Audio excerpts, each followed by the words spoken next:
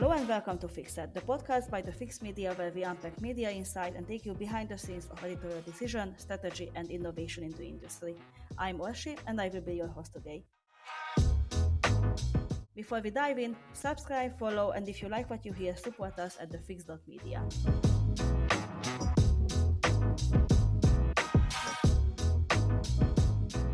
Today we're going to talk with Alexander Damiano Ricci, a senior podcast editor who just worked for 7 years at Europod and in the European podcast scene. Hi, Alexander, how are you? Thanks for having me, Ursula. I'm really, really well. Thank you. Thank you for joining us today. And I'm going to give it up to you so that you can introduce a bit yourself because now you are just in between things. Thank you. Yeah, so my name is Alexander Damiano Ricci. As you said already, I have launched in 2018 a podcast production company called at the time Bulle Média, which later on rebranded into Europod, together with a French colleague, CEO of the company and original founder. His name is Antoine Lheureux. And I've worked at Europod for 7 years until the end of July 2025. And yeah, podcasting has been a big part of my life over the past 7 years, together with EU project development. Currently, I think with Europod you also launched a podcast academy. So lots of things happened in this year actually. And I saw this very interesting comment that you had on LinkedIn about why the European podcasting is still so affected by the USA and UK market. So let's talk maybe about this and about this comment. So do you think that usually speaking, like the global podcast scene is dominated by USA and UK? And if it's still valid, or are we starting to shift our attention to other countries as well? No, absolutely. I mean, if we look at podcasting today, it's a fact that the US and the UK and thus everything which is English language basically is dominating the podcasting industry in terms of number of downloads given shows achieve, in terms of where the biggest companies are, in terms of where the innovations come from.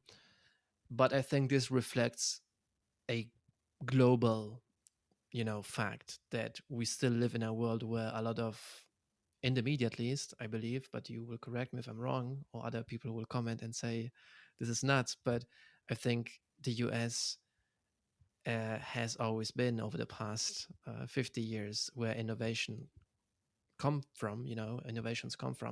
I think it goes beyond podcasting, frankly speaking. We tend to absorb always a bit innovations which come from the other side of the Atlantic Ocean. And so also for podcasting, I confirm that this is how I see things, basically. Yes. So it's not just about the language then, it's also about the approaches. Yeah, I would say it's more than just a language. I think media are always embedded in the political economy. And, it's a fact that we come from a century where the US has been a dominant power in terms of innovations in many fields. And so also in the media sector, it has shown the way, if we can say so, without any moral judgment about that. And so also podcasting, I think, is coming from there. It's not by chance that podcasting was invented in the US. It's not by chance that the iPod, which is part of the reason why we call it podcasting, comes from the US. So it's a legacy. And because I think now that you work with several European markets, let's say, and like several European countries producing podcasts, do you think that, I'm going to include also myself now, do you think that we are still mirroring this USA, UK format, or are we trying to have something more localized, more diverse that would reflect on our countries? Yeah, it's an interesting question. I think there is a big part of how the industry works, which is working like that. Looking at what works in the US, looking at what are the big shows there, how does it work? Even narrative podcasting, beyond the chat shows, as we call them. So podcast shows, which are basically a chat between people. This is a big trend these days, of course. It has always been to a certain extent, but also narrative podcasting came from the US after Serial was, coming out. So there's definitely a trend to look at what happens in the US and try to replicate it in Europe. On top of that, of course, then as national podcasting industries developed over the years, I think there are also instances of shows which are original and which have shown original creativity in each national context. So I think it's a bit of both, but obviously it plays a big role what happens in the US. What does the current European podcasting look like now from your perspective? Are there any grow innovation, new formats, new stories, or how it looks like generally? And also in Europe, who are now the biggest in creating podcasts beside, of course, English market? So I think that Europe is, we could schematize it as having a number of nations where podcasting has developed to a degree which we could define as almost having a saturated market. Almost there can always be newcomers who are able, through specific approaches to eat up a bit of the market share of bigger companies. But I would say that Germany, France, Spain are, together with Italy, coming up after those, the leaders in terms of how many podcast shows are produced, how many companies exist. But this also obviously reflects a bit the size of the nations themselves. Honestly, I think then there is a specific case which is more the Nordic countries and the Netherlands, which are also developed as these countries, but obviously feature a bit lower numbers due to the fact that the language podcasts are produced in is spoken by fewer people. But I think the Nordic and the Netherlands are smaller nations in population size, but which can be considered as a equal level of development of France, Germany, and Spain, and Italy, although I place Italy just slightly after France, Germany, and Spain. And then we have everything which happens a bit in the east, starting from Poland, which is, I think, a leader of its kind. And in Eastern Europe, I know that that the podcast industry is less developed. I think it could be more developed. I think that also formats, uh, there's still a decent amount of format exploration which could happen in the East. I know that in Greece things are happening as well, of course, but this is how I would schematize. I think if we leave out the UK for a moment, what is happening in Europe. Obviously, Spain and France have a big advantage, which is the fact, again, that the language is similar to English, a language which is spoken globally. And this is always, we always need to consider, that Spanish products can be listened also in Latin America, for instance. French products can be listened also in many African countries. So this is always something we need to keep in mind when we think about potential audiences. Are those countries where the language is, let's say, more of a niche language like Hungarian, of course, that is not so well spoken everywhere? Do you think that these countries are falling in behind, like are they disadvantaged compared to bigger countries where the language is just simply more people speaks the language? Look, not necessarily. I mean, I know many Hungarian, podcasters and people from Hungary, and we have also worked at Europod with podcast production agency from Hungary, co-producing podcast series. There is activity. It's not that I'm saying that in these countries there's not activity, but obviously, being the audience smaller, I mean, you have maybe national rooted advertising systems which are able to fund then shows, or can create, or spur a specific business model based on advertising. But it's obvious that if you have a potential audience which is huge, it's easier that maybe you can capture a niche, and but it's not, it's not something that is a one-to-one relationship, I would say. um, I know that I've tried to see what happens in the East, and it was a bit more difficult to find podcast companies which would specialize in podcasting only, for instance, and and in this sense, I think it again tends to mirror a bit the political economies we live in, and how medias have developed over the years. But maybe you know more about Eastern Europe than I do. What about funding podcasts now? Because I think with Europod and with the WePod project, it was a huge fund for creating podcasts. Is it difficult to find funds and projects really like designed for podcast making, or is it something new, completely new?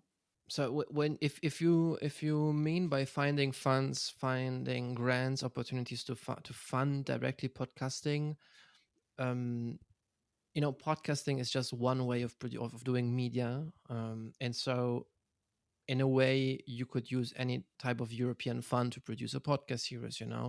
I make a really concrete example. There's plenty.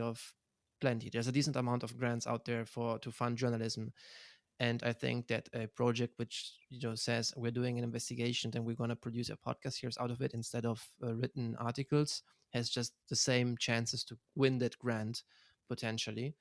So in that sense, I think podcasting, journalistic podcasting, can be funded just as any other type of journalistic work. Then I think it's a bigger question if you ask me about the business models behind podcasting, pure podcasting companies. That's a different question. So this is I think the case which matters most. I think that it has proven difficult for pure podcast players to become sustainable over the years in Europe compared to the discursive hype we had on podcasting. Everyone is doing podcasting. We talk about podcasting as if it were a self-sufficient way of doing media, and I think it has proven difficult for companies to become sustainable being pure players. There are a bunch, okay, in the UK, for instance, in Germany, in Spain, in Italy, and France, but we are not talking about a phenomenon that is widespread. Okay, the podcasting industry has undergone a big period of crisis, and it's still undergoing a big period of crisis. I mean, as we speak, we are in a week where one of the biggest podcast companies, Wandery or Brands, has had to lay off more than 100 people, which gives you a sense of the difficulties the industry is incurring into. The fact about podcasting is that building a massive audience on podcasting is very difficult, and it takes a lot of time. And together with this, I know from media companies which have an important podcasting branch is that they struggle, for instance, to get big advertisers to choose podcasting programmatically as a way to feature their advertising messages. And so if these two things are true, I'd say that podcasting today as a business, for instance, driven purely by advertising, is very difficult. You need to have really big numbers. Where podcasting, in my opinion, becomes very interesting is when it becomes a complementary activity within a media enterprise, because it has a relatively low cost of being produced compared to other ways of doing media, like video, for instance.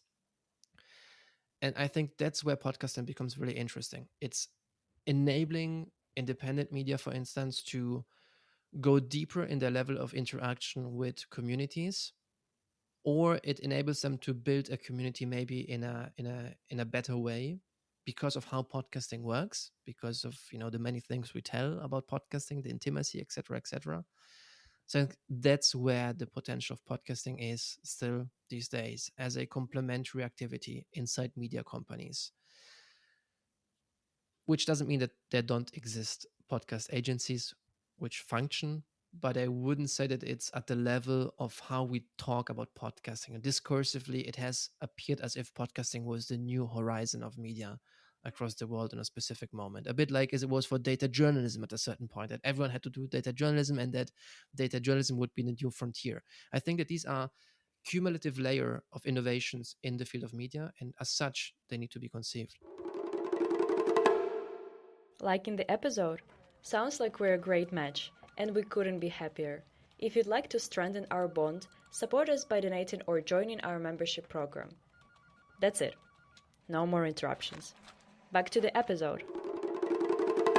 Let's talk now about the content, and especially cross-border content.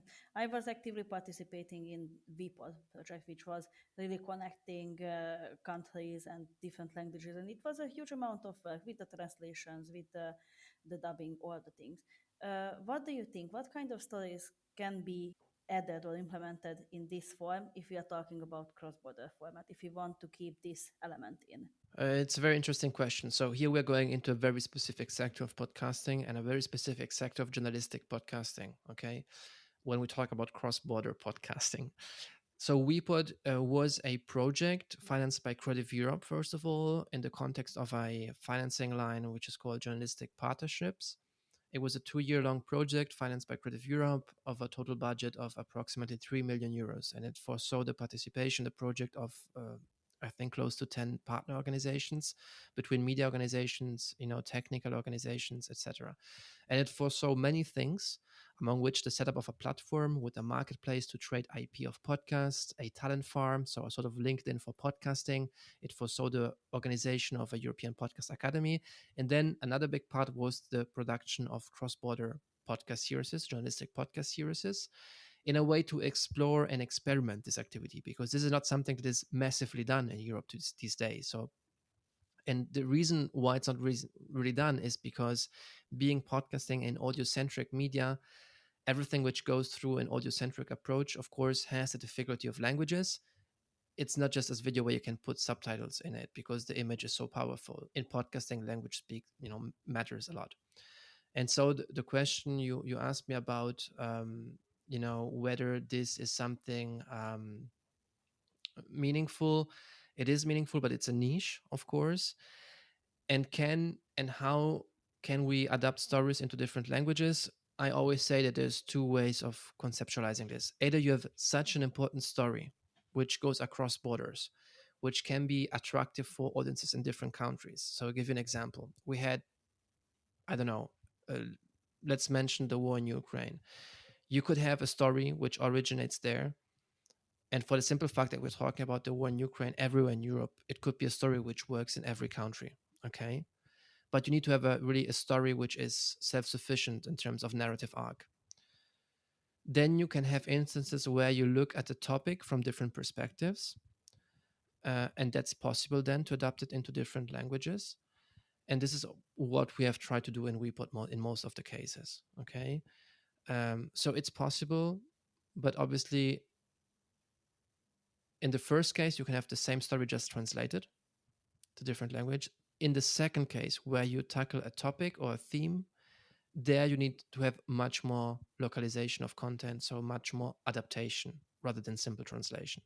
Do you think that when we are trying to tell cross-border stories, so like are there like good practices or examples that you could recall that a story that worked very well in this system, or it really just depends on the two country and what is something that is interesting for them, or is it has to be something that can be interesting for everyone, and it's really just the language that makes a difference? Look, I can give you the examples we dealt with. Okay, being an experiment, there's not many things we can talk about, but I think WePod offers a range of activities and range of co-productions we did. We did 6 along these 2 years. So the first one was a podcast series in 10 episodes about the impact of AI on our lives. And in that instance, we had a process where we would write an English version, which would work for everyone as a baseline in terms of facts, because the approach was global in kind on AI, how it impacts our lives. And so that example is the easiest one. You take a very broad topic, you analyze it from a very high level perspective, and you don't go into national specificities. Okay, and in that sense, I think the process is quite easy. You just it's like having an analytical paper, so to speak. And the result is just a podcast series. Then we had instances where we would tackle the same type of problem affecting similar locations but in different countries. So we had a podcast series about how life is in villages which are affected by drug trafficking, and more specifically in villages where drugs come into Europe. And so we had a case in southern Spain, Barbate, where hashish comes into Europe, and we had a case of southern Italy, Gioia Tauro, where cocaine enters Europe. And in that instance, we did work together, two teams between the two countries, okay, and two media organizations of the two countries. But the result was mainly telling the story of the village in the specific nation, and then having one episode which would show how there exists a mirror town in the other country and how the two can be connected. But it would not be a story which jumps from one place to the other. Then we had another instance, which is a project which was between Qubit in Hungary and the Press Freedom Foundation in northern Serbia, and there we analyzed the impact of climate change on a specific region, a region which goes across borders. And in that case, it was easier to jump from one place to the other because the region we were analyzing was indeed crossing borders. Okay, and then we had other instances which was a podcast series about the life of truck drivers across Europe, done in Spanish and French. And also there was this notion of being a unique economy in Europe. So it was also easier to tell a story.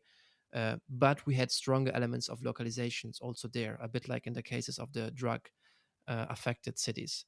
And then the big one we did was a investigation into how a far right network of parties and NGOs is trying to impact sexual and reproductive health rights across Europe. And that was truly a cross border journalistic investigation with trips into different countries. And that one needed to be adapted a bit into national context, but not to such a big extent we thought at the beginning. So these are the examples I can give today. So there can be different degrees of of the need to localize depending on the approach you follow.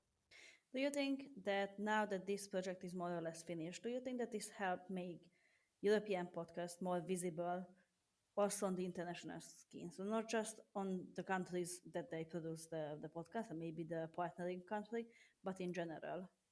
Yes, in the way obviously the project being quite a big project in terms of funding, it enabled us also um, to be visible on the international stages of podcasting. We went to the London Podcast Show, we went to Radio Days, we featured our work, we were able to engage into discussions with players of the industry from other countries. So yes, is it enough? No. But WePod was very much experimental, and I think it showed that things are possible in terms of cross-border podcasting. It showed that there can be different models of co-productions between companies and between newsrooms across Europe. So I think it's a very first step, but a very first substantial step into showing what is possibly and what's possible to be done. Then beyond that, I'm not able to say, to what extent other medias will pick up on this idea and develop it further. But obviously we have developed a lot of knowledge in the project to be able to also inspire other companies, I think. Let's just revisit for a moment the question of finances, because I think also in the US and also in the UK, you can actually, because there are more companies, probably you can actually have some income on podcasts, right? How realistic is this expectation in Europe to have income? Like, do we have to think about podcast as it's going to create a huge income, or is it rather like a good addition to have? It depends who we are speaking about. So again, if we're talking about um, pure media company, pure podcast players. So if tomorrow someone wants to set up a podcast company, okay, um, it's going to be a risk. It's going to be a risk depending on what type of model they want to implement. Because if it's a purely editorial approach where they believe they're going to get subscription and or a model based on advertising, I think that's risky. It's not impossible if you're able to develop a very specific niche. So let's say I want to set up a podcast company which discusses only issues and topics of, I don't know, diversity or climate change. Okay, I think there you could potentially have a chance because you can target a very specific niche of advertisers and because you can target a very specific niche of audiences. Again, you will encounter the limit of language. So you will need to analyze the national market if, I don't know, if Hungary is ready for something like that, if there's an appetite or not, if there's competition or not, etc. It's a risky gamble. It can be done, but I wouldn't bet on the success of it. If you're a media company, you want to add up podcasting to your offer, I think that's very reasonable. If you have a community already, very reasonable in my opinion to add it because it has a relatively low production cost and it can offer a full new experience of your media to your audience. So that's something that I think can be really interesting. If you're an independent producer, so I'm an individual and I want to get into podcasting, how realistic is it that I make money out of it? You need to be focused on the long shot, which means you need to focus on doing something which you are able to do for at least over 2 years, in my opinion. So the first focus should be yes on the format, yes on the idea, but what's most important is it something that you love really doing and talking about, and secondly, that it's relatively easy to produce. So do something that you're able to do every week within 4 to 5 hours and do it for 2 years. then I think there's a chance at the end you could be able to monetize it decently, and it could be a strong or a reasonable income for you personally. But again, you need to be ready to go for the long shot. Launching today a narrative podcast series as an independent and imagine that you're going to be generating lots of income out of that, that's, I dare to say, almost impossible. We are slowly wrapping it up.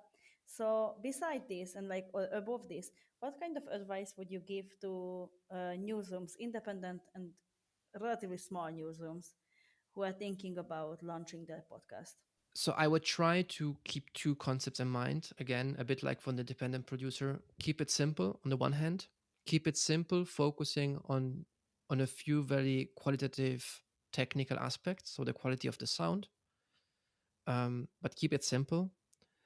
And then see what are your skills inside your media company, what are your assets, journalistically speaking, and try to make the most out of that. So do that first, and then maybe at a later stage, if you see that there's traction from your community about it, so I don't know, if you see that there's numbers which become interesting, and when I say interesting, I mean numbers which can be in the few hundreds maybe after a few months, for every episode. And then once you have start to have a catalog, start to build upon that catalog through partnerships with other podcast series in your language or on the topic of your you're dealing with, and start to add a promotional layer of activities on that, which means developing cross promotion with other series, cross promotion with newsletters about the topic you deal with, feed drops, it's called, when you exchange episodes in one feed of another podcast series. And then maybe think about adding a extra layer of narrative projects, limited series, once your podcast strand is fairly developed. So this is the approach I would suggest to a generic media company. But again, keep it simple, focusing on a few qualitative aspects so that your podcast can stand out compared to other independent productions, for instance, and then match it with the assets you have inside your media company. It could be, I have reporters dislocated in different regions, so I'm going to host these reporters in my shows, which obviously plays into the objective also of keeping it simple, so that you don't need to reach out to tons of new guests every time, for instance. This is the approach I would suggest. Would that be sustainable for someone who has like, because we all know that if you are talking about independent small newsrooms, it's lacking the workforce. There is not so many people working, and lots of tasks are just flying around. Do you think that this model could be also sustainable for someone who's leading a very small newsroom, or the smaller the newsroom, the more simple the approach should be? Yes, there is a relationship between how big you are and how big you can go, of course. I, at the cost of sounding really simplifying things, I want to give some ideas, to who's going to listen to the show, that can be also actionable.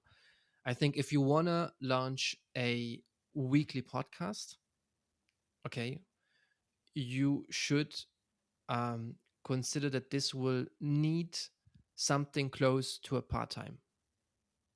Okay, and I think that this benchmark in terms of cost, in terms of working hours, can help everyone decide, okay, can I embark in something like this? You want to launch a good weekly podcast, consider at least a part-time for that in terms of cost of working hours and money. And this, I think, can be a good benchmark to decide for everyone, okay, can we do this or not? All right, Alexander, thank you so much for joining us today and sharing your insights. Thank you. It has been an absolute pleasure, and I hope we'll be able to maybe discuss podcasting in the future again. Bye. To everyone listening, thanks for tuning into Fixed. Subscribe wherever you get your podcast, follow the Fix online, and yes, we're now also on TikTok. Want to support our work? Visit the Fix.media and explore our new membership program.